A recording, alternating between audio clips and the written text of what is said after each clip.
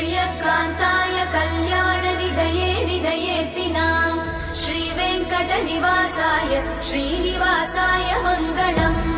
लक्ष्मी सविभ्रमालोक सुभ्रूविभ्रमचक्षुषे चक्षुषे सर्वलोकानां वेङ्कटेशाय मङ्गलम् श्रीवेङ्कटाद्रिशृङ्गाग्रमङ्गलाभरणाङ्गये